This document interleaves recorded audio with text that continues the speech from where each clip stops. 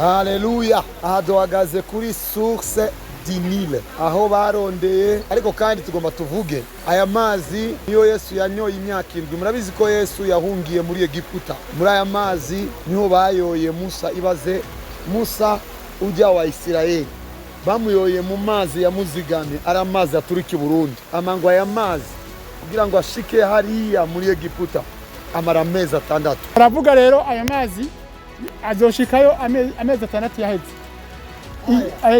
Iyo marikorokse ngaha 6 mois après 6 mois. Imbere ko amezi 6 ashika, ahantu hose aya mazi azorenga, aya mazi kunye narengana agashika, ni nako natuye yuko ivyiza uzaja gushitseko.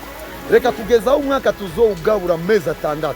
Twebwe twakurikiye ni zino video, twebwe twabaye muri no tour, amakuru yacu azobe mashasha, tuzobe twashikiriwe n'ibituruka kure kuri source yacu ariwo mwijuru mu izina rya Yesu Kristo. Ndatuye nizera mpagaze ngaha aho amazi ya Nil atangurira agashika Nil gahimbagwa ko yabaye Nil, kubera ko amazi yaturutse mu Burundi. Ndatangaje ko ikintu cyose gituruka ku Mana, ikintu cyose gituruka ku bantu beza bari bafise muri amezi 6 kugeza mu kwa 6 kizoca dushitseko. Tuzogaruka muri tuwa mu kwezi kw'indwi dufise inahe tubwira aya mazi ngo aya mbere yarashitse, ivyo twarose ni kuko Kristo n'umwizigirwa. Imana ibayezagire cyane, Imana ibagirire neza. We are just enjoying by'ukuri, Imana iraryoshe.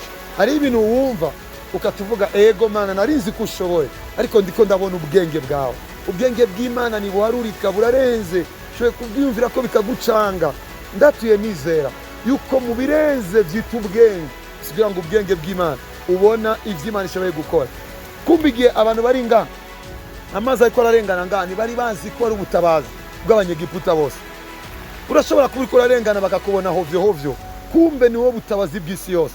I know my name, Prophet of Jesus Joshua, the facilitator. Kuba magaze nga anyene Egiputa rongera inyishu, isi zoronka inyishu bice kumuvugishwa Imana yagurukije. In Jesus mighty name I pray, amen.